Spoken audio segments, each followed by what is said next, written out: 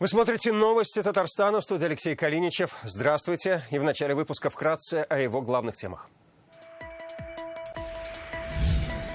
Участие простое, значение большое. Это на самом деле гражданский долг каждого из нас. Сколько татарстанцев уже приняли участие в переписи населения, узнал Дмитрий Аренин.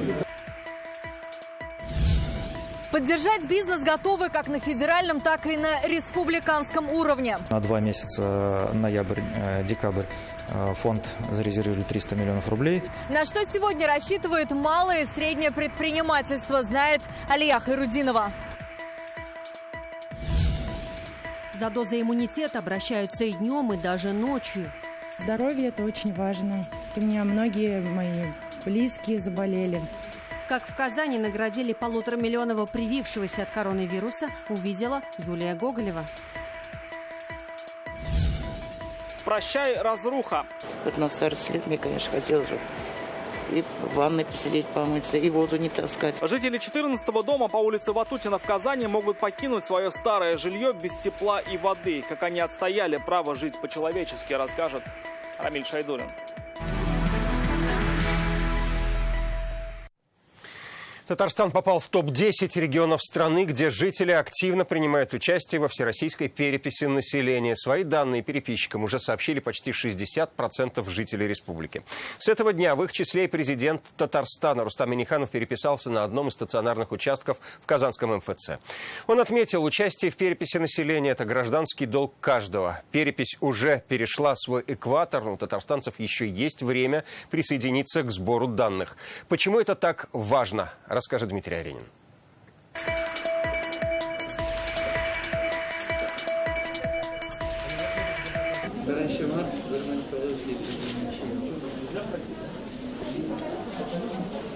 В переписи населения Рустам Минниханов принял участие на родном татарском языке. На вопросы президент ответил в многофункциональном центре на улице Чистопольская. По этому адресу центр работает первый день. Здесь же разместился стационарный переписной участок. Все озвученные президентом данные переписчик внес в планшет. Это на самом деле гражданский долг каждого из нас. Наша страна, она огромная, многонациональная, многоконфессиональная.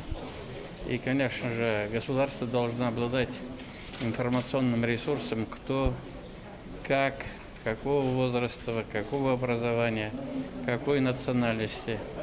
А все эти данные, они для работы органов власти очень важны. И планировать, какие школы, какие там интересы. Вот эта перепись, она открывает большие возможности для правильных решений на будущее.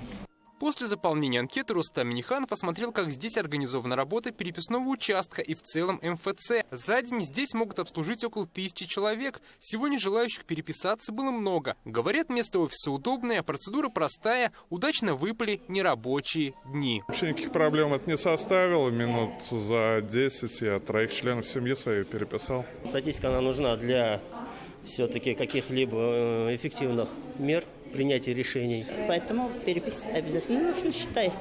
По данным Татарстанстата, на сегодня в республике в переписи приняли участие около 60% жителей. Кроме посещения МФЦ и стационарных пунктов, можно дождаться переписчика дома или ответить на вопросы на портале госуслуг. По оперативным сводкам мы выходим за 60% на сегодняшний день. Мы фиксируем, что достаточно активно население идет на перепись. И все мы знаем, что переписать можно не только себя, но и членов своего домохозяйства. По итогам Росстата Татарстан уже вошел в топ-10 самых активных регионов страны. Перепись продлится до 14 ноября. До этой даты переписчики придут каждому. Дмитрий Аренин, Адельмин Дубаев, ТНВ, Казань. Татарстанцы, которые прошли перепись на стационарных участках, могут участвовать в фотоконкурсе и выиграть смартфон. Для этого нужно сделать селфи или фотографию с пунктов на фоне баннера или плаката переписи. Выложить на своей странице ВКонтакте или Инстаграм с хэштегами «Татарстан вместе» и «Моя перепись». От одного участника в конкурсе участвует только одна фотография с одного аккаунта. Фотоконкурс проходит с 1 по 14 ноября. В эти даты ежедневно среди участников будут разыгрывать по 2 телефона. Результаты конкурса можно узнать в 8 вечера в прямом эфире сообщества ВКонтакте «Народный Татарстан». В РКБ сегодня скончался 70-летний хозяин квартиры в Набережных Челнах, в которой взорвался газ. Напомним, Владимира Рочева перевезли из Челнов в Казань силами санавиации. Он был в тяжелом состоянии, находился на аппарате искусственной вентиляции легких. А во время взрыва мужчина получил 85% ожогов тела. Как сообщил Следственный комитет, мужчина состоял на учете у нарколога из-за алкогольной зависимости. В 2010 году он отказался от услуг газоснабжения. В его квартире стояла заглушка. В отношении Рочева было возбуждено уголовное дело по статье «Убийство, совершенное общеопасным способом». Еще одно дело следователи возбудили по статье «Оказание услуг, не отвечающих требованиям безопасности». Во всех многоквартирных домах Набережных Челнов пройдут внеплановые проверки газового оборудования. И начнут их с квартир жителей, которые ведут асоциальный образ жизни, не хотят или не умеют эксплуатировать газовые приборы. Такое поручение сегодня дал мэр города Наиль Магдеев. Он поручил начать работу на этой неделе, когда большинство челнинцев дома, и попросил обратить особое внимание на те дома, откуда есть обращение. Сегодня в египетской Хургаде начали выписывать из больниц отравившихся туристов. Среди них были и татарстанцы. Житель Зеленодольского района Азат Сабиров проводил на отдых супругу, 6-летнего сына и тещу. В больнице оказались все трое. Пострадавших госпитализировали с жалобами на тошноту, диарею и высокую температуру. По официальным данным, отравились 47 отдыхающих, из которых 29 россияне. Сами туристы говорят, что речь о сотнях, так как не всем понадобилась госпитализация. В Российской ассоциации туроператоров сообщили, что состояние отравившихся туристов не вызывает опасений, тяжелых случаев нет. Туроператоры уже переселили клиентов из отеля, сейчас деятельность отеля приостановлена. Российские туристы все туристы с чемоданами. Их разместили вчера вечером в другом отеле. Вот. Сегодня утром я созванивался, вроде температуры нет, там тошноты тоже нету, но такая общая сильная слабость. Как рассказал Азат Сабиров, сегодня утром информацию об инциденте у него запросил и татарстанский следком. Он, со слов супруги, передал следователю хронологию событий. И, как стало известно, 2 часа назад Следственный комитет по Татарстану по факту отравления туристов, в том числе жителей Зеленодольска, возбудил уголовное дело по статье «Оказание услуг, не отвечающих требованиям безопасности». За 15 лет здесь провели более 77 тысяч операций, а помощь получили почти 1,5 миллиона человек. Один из крупнейших в стране межрегиональный клинико-диагностический центр в Казани сегодня посетил Рустам Минниханов. Здесь оказывают высокотехнологичную помощь больным заболеваниями сосудов и сердца. Ежегодно внедряются самые современные методики лечения. Создают высокие технологии на благо нашей республики. Президента встречает большой коллектив врачей. Сегодня в МКДЦ работают больше 1700 специалистов высшей категории. С помощью специальной оптики используются нити в 8 раз тоньше, чем человеческий волос. Могут выполнять коронарные анастомозы. А вот это уже не... Это вот глаза, вот так. Да. Я видел. Да, то есть вот эта нитка и сосуд меньше 1 миллиметра. Меньше 1 миллиметра. МКДЦ – высокотехнологичный медицинский центр. Здесь оказывают помощь больным с сосудистыми патологиями сердца, головного мозга, заболеваниями сосудов. Главный врач Рустем Хайруллин Рустаму Минниханову показывает работу операционного блока, отделений кардиохирургии, кардиореанимации, лучевой диагностики и все самое современное оборудование, которым оснащен центр. 12 операций сегодня, план дня по операции. Каждая операционная закреплена на соответствующем отделении. Да? Хирургический комплекс ввели в эксплуатацию после реконструкции в 2006 году. Ежегодно в центре проходят обследования и лечение более 125 тысяч пациентов. Проводится свыше 5 тысяч операций. За 15 лет это 77 тысяч хирургических вмешательств и 1,5 миллиона человек, которые получили помощь. Кратко расскажу о современных возможностях нашей аппаратуры. Пациентки. В МКДЦ активно внедряют новые методики лечения. Так, у пациентки 57 лет, которая без жалоб пришла на диагностику, обнаружили опухоль прямой кишки. Глубину и размеры новообразования определили с помощью специального ультразвукового эндоскопа. Мы брали биопсию, отправляли на гистологическое исследование, то, чтобы врач посмотрел под микроскопом. Сегодня нам предоставилась возможность во время исследования оценить микроструктуру опухоли, оценить ее характер, тип, поставить диагноз и выставить показания к операции. Это помогает начать лечение на ранних стадиях. Как итог, сохранить здоровье и жизнь пациента. Как рассказало руководство центра, с 2006 года только по хирургии врачи увеличили количество таких методик в 3 раза. В их числе операция на головном мозге через околоносовые пазухи. Больше половины всех операций высокотехнологичные. Вероника Гайнудинова, Марат Хусаинов, ТНВ, Казань. В Татарстане зарегистрировано 189 новых случаев коронавируса за последние сутки. Это на 10 человек больше, чем днем ранее. И новый антирекорд. 54 человека госпитализированы, сообщает республиканский штаб. И сегодня в Татарстане скончались еще 9 человек, 5 мужчин и 4 женщины. По стране инфицированных ковид более 40 тысяч. За сутки скончались 1155 россиян. За последние сутки в Татарстане привились еще 22 102 человека. По поручению Кабинета министров организована вакцинация в трудовых коллективах. Мобильные бригады сегодня побывали в 2 банках Горводзеленхозе, а также привили сотрудников Казэнерго и Качаловского театра. Повышенное давление у вас бывает? Я не мерю. Сотрудник Казэнерго Гадиль Шекерзянов перенес ковид в начале лета. Болел в легкой форме, но испугался не на шутку. Все болеют, туда-сюда пугают. Нужна, наверное. Вот попробовал. За последние полгода коронавирусом на Казэнерго переболели 86 человек. Это новая болезнь, и с ней нужно бороться, по крайней мере, стараться. Будем надеяться, что вакцина поможет. Из более чем 1000 специалистов предприятия привиты большинство. Такие выездные бригады здесь бывают регулярно. Практически привито на сегодняшний день 800 с лишним сотрудников. Есть у нас переболевшие, и одни из первых они прошли вакцинацию. Выездные бригады по вакцинации у нас организовываются каждый день.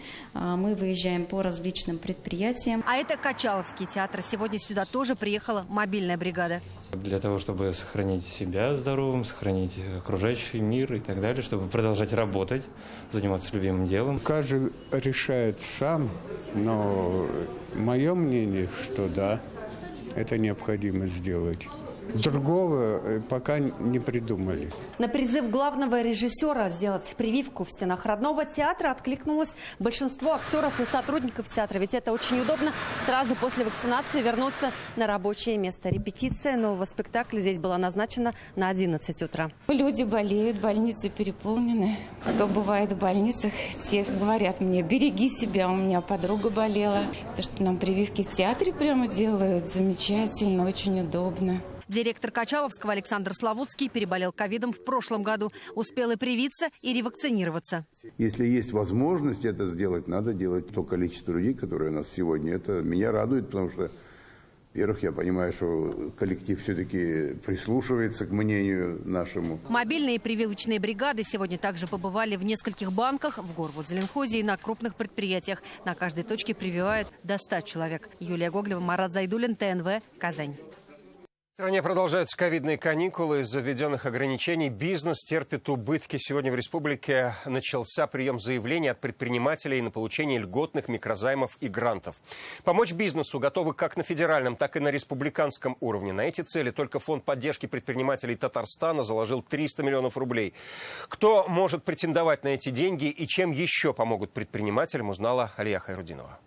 Как видите, склад готовой продукции, он весь пустой. Даже не знаю, с чем связать это, с экономической ситуацией или локдауном. Рушан Садриев производит металлосайдинг. Бизнес в этом году, говорит, держит удар за ударом. Сначала повышение цен на металл, теперь нерабочая неделя. Чтобы сохранить коллектив, 22 человека готовят документы на получение льготного кредита. В прошлом году эта мера поддержки помогла им остаться на плаву. Данная мера поддержки, которая рассчитывается через МРОТ, умноженное на количество месяцев, она, наверное, оптимальная.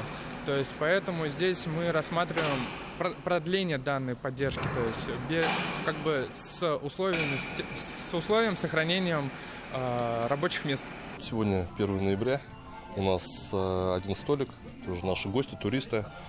В целом в это время у нас всегда были полные залы. Не густо, зато и не пусто, радуется один из руководителей казанского ресторана. В отличие от Москвы и Питера, им разрешили работать, пусть и до 11 вечера. Оборот упал на треть, а нужно сохранить 200 рабочих мест. В любом случае мы сохраним все рабочие места, всех сотрудников. Это принципиальная позиция. Все, что дадут, любые меры поддержки, они важны. в данный период всем предпринимателям, тем более в нашей сфере, в индустрии ресторанов и обслуживания туристов, это важно. Чтобы помочь малому и среднему бизнесу, правительство России ввело программу кредитной поддержки предпринимателей. Первые полгода предприятие не выплачивает кредит. Далее погашение по 3% ставке. Впервые на такую помощь могут рассчитывать стоматологические клиники, парикмахерские и салоны красоты, санатории. Еще одна мера поддержки – единовременная выплата грантов в объеме МРОТ на каждого сотрудника. Бизнес будет освобожден от налогов с полученных грантов.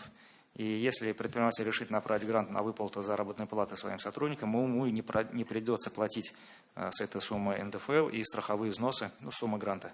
Те, кто не попал под федеральные меры поддержки, могут рассчитывать на помощь республики. В основном это касается сферы торговли и индивидуальных предпринимателей, чья деятельность связана с музеями, зоопарками, творчеством, спортом и другими. Им предлагают 1% микрозайм от 300 тысяч до 1 миллиона рублей. Ставка 1% при условии сохранения не менее 90% численности по состоянию на 1 октября 2021 года. В случае, если численность не будет сохранена за период действия договора, то договор будет пересмотрен на процентную ставку, на ставку ключевой ставки Банка России на дату заключения договора. Поддержат и самозанятых. Для них микрозайм до 500 000 рублей по ставке до 5,5%. Будут предоставлены и сервисные меры поддержки, услуги по ведению бухгалтерии, по подготовке отчетности, а также обучающие курсы. Пока на эти цели фонд поддержки предпринимателей заложил 300 миллионов рублей. В случае необходимости сумму будут увеличивать. Поддержку готов оказать и гарантийный фонд Татарстана. Алия Хайрудинова, Алмаз Заидинов, ТНВ, Казань. Казанцы неохотно идут на работу, несмотря на большое количество предложений. Какие сейчас тренды на рынке труда? Читайте в интернет-газете «Реальное время». Жители 14-го дома по Ватутино в Казани добились досрочного переселения. Вахитовский районный суд встал на их сторону во многолетнем споре с исполкомом города. 3 года назад дом признали аварийным, но переселить жителей обещали только после 25-го года. Тогда бы они попали в новую программу. Однако жители боялись, дом не выдержит. В здании 1916 года постройки уже обрушился потолок, прогнили балки, а стены шатаются при малейшем дуновении ветра.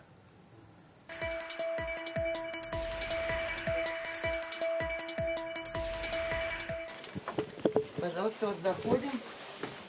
И у нас такая же температура здесь, как на улице, так же и дома. Наступил ноябрь, и в их доме стало еще холоднее. Надежда Ипатова теперь ходит только в верхней одежде и всякий раз с ужасом ждет прогноза синоптиков, не будет ли ветра. Стена вот эта прям вся, вот качается, мы укрепили ее более-менее.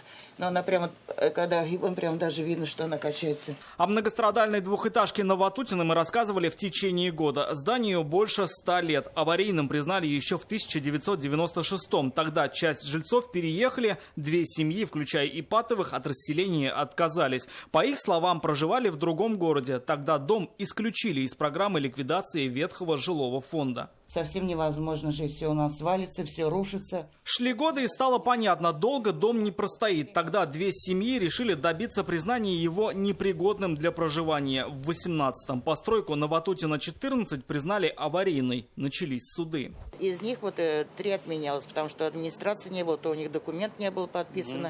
Из-за того, что программа расселения была рассчитана на дома, признанными аварийными до 2017-го, переезд для этих семей затянулся бы до 2025 года. Тогда началась бы новая программа. Жильцы снова пошли в суд. Их поддержала прокуратура Казани. Дело выиграли. Надеемся, что вопрос все-таки должен решиться положительно, что все-таки мы получим квартиру благоустроенную с удобствами. Вот на старости лет мне, конечно, хотелось бы и в ванной посидеть, помыться, и воду не таскать, и в туалет туда не ходить. Однако, как объяснил адвокат, город не обязан предоставлять именно квартиры. По закону жильцы имеют право рассчитывать на финансовую компенсацию, которая равна рыночной стоимости их жилья. Но есть оговорка, что по соглашению с исполкомом, с органом местного управления, им могут быть предоставлены жилые помещения, иные. Но если эти помещения у исполкома, вопрос другой. То есть, если они на это пойдут, тогда да, очень хорошо. Если нет, значит, будем определять стоимость. Теперь жители надеются, что хотя бы на старости лет они смогут начать жить по-человечески. Тем более на это у них есть полное право. Их сторону принял суд. Однако право есть у исполкома. Они могут обжаловать это решение. Как нам заявили в исполкоме города, пока решение к ним не поступало. На это дается 5 дней с момента его вынесения. И в отношении дома номер 14 действуют существующие правила с одним «но». Расселение планируют начать раньше. Дом не вошел в муниципальную программу по переселению граждан из аварийного жилищного фонда Казани, стартовавшую в 2019 году. Расселение дома планируется осуществить после завершения действующей программы. Отметим, что реализация действующей программы идет с опережением. Изначально она была рассчитана на срок до 2025 года, но будет завершена уже в 2023.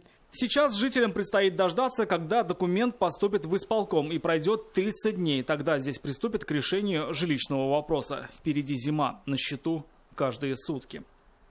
Рамиль Шайдуллин, Олег Мыльников, ТНВ, Казань. Президент Туркменистана обкатал новую дорогу на новом грузовике КАМАЗ. Гурбангулы Бердымухамедов торжественно открыл 200-километровую высокоскоростную трассу Ашхабад-Теджен. Здесь официальный представитель КАМАЗа в Туркменистане Сергей Ткаченко представил главе государства новую модель автомобиля. Гурбангулы Бердымухамедов проехал на нем несколько километров, поделился впечатлениями и намерением проработать возможности закупки таких грузовиков. Туркменистан – один из крупных и стабильных рынков сбыта камазовской продукции. За время сотрудничества поставлено более 11 тысяч автомобилей для разных отраслей народного хозяйства. Для нас большая честь предоставить в дар этот прекрасный автомобиль. Магистральный тягач с прицепом рефрижератор, производство ПАО КАМАЗ. Это последнее, что новое мы делали. Это автомобиль нового поколения и с полностью автоматизированной новейшей системой управления европейского стандарта. Обеспечивает высокую безопасность, надежность и экономичность. Рустам Минниханов сегодня осмотрел помещение Государственного архива Татарстана. Сейчас учреждение перевозит фонды своих казанских филиалов в специализированное здание в поселке Столбище. Объект оборудован по всем современным требованиям пожарной безопасности, вентиляции, условиям хранения, учету документов. К 15 декабря будут полностью освобождены здания на Сибирском тракте и 8 марта. В ходе осмотра президентом принято решение о размещении в здании на 8 марта муниципального архива Казани. Здесь сохранят весь прежний функционал по приему запросов от граждан. Они будут обрабатываться через единую архивную информационную систему. Фарид Мухамедшин сегодня встретился с председателем Комитета Госдумы по экономической политике Максимом Топилиным. Избранный от Татарстана парламентарий приехал в Казань с рабочей поездкой в рамках региональной недели. На встрече обсудили совершенствование законодательства и совместную работу по отстаиванию интересов республики на федеральном уровне. Фарид Мухамедшин рассказал о форме депутатского взаимодействия. В соответствии с направлениями деятельности комитетов Госдумы образуются рабочие группы, которые возглавляют депутаты от Татарстана. Они занимаются привлечением средств федерального бюджета и обеспечивают участие республики в целевых программах. И сегодня же Максим Топилин посетил 2 казанских пункта вакцинации в торговом центре и фитнес-клубе. Здесь он посмотрел, как организован прием, и пообщался с жителями. По словам депутата, это хороший пример государственно-частного партнерства и социальной ответственности бизнеса. Эти пункты вакцинации ежедневно принимают около 120 человек. Хотелось посмотреть, что здесь происходит с точки зрения вакцинации. Это ключевая история, которая, как мне кажется, должна позволить нам постепенно выбираться из той непростой ситуации, которая сейчас сложилась. Меры поддержки одиноких матерей и отцов, защита социальных выплат от списания в счет погашения задолженности, организация продажи билетов на пригородные рейсы на вокзалах в Нижнекамске. На эти и другие темы сегодня говорили в общественной приемной «Единой России». На вопросы татарстанцев отвечал депутат, член Комитета Госдумы по защите конкуренции Айдар Медшин. Здесь синхронизация работы и исполнительных органов власти, и республиканских, и местных, и федеральных. Поэтому вся вот эта связь, она будет осуществляться с одной целью – выполнение наказов наших избирателей и решение тех вопросов, которые являются для них насущными. С чего начинается возведение ненецкого чума? В каком регионе больше всего языков? Почему пермяки – соленые уши? Узнать интересные жизни народов России и проверить свои знания культуры и традиций можно будет, приняв участие в большом этнографическом диктанте. Он пройдет с 3 по 7 ноября. В Казани откроется 9 площадок, но места в них ограничены. Все желающие могут присоединиться онлайн. В диктанте 20 вопросов общефедеральной тематики и 10 посвященных истории народов Татарстана. Большой этнодиктант впервые писали в 2016 году. С прошлого он доступен в онлайн-формате и охватил более 1 700 000 человек из 123 стран мира. Для того, чтобы в обществе были мир и согласие, нужно знать, понимать историю каждого из народов, который у нас живет, особенности. Мы детям на уроках всегда говорим, мы должны понимать, какие отношения между народами являются правильными, а какие отношения между представителями разных народов являются абсолютно недопустимыми. Под Казанью в поселке Мирный завершается строительство спортивного комплекса по лыжным гонкам и биатлону. Сегодня концепцию объекта презентовали президенту Рустаму Минниханову и рассказали, как идут работы. Строить его начали в 2019 году, завершить планируют в январе 2022 года. Президенту показали пункт проката лыж, комнату хранения спортивного оружия для биатлона, а также само стрельбище. Комплекс планируют использовать для Всемирных зимних игр специальной Олимпиады 2023 года. Рустам Минниханов поручил не сбавлять темпов строительства, а также устранить выявленные недочеты. Пока на этом все. Всего вам доброго. До встречи.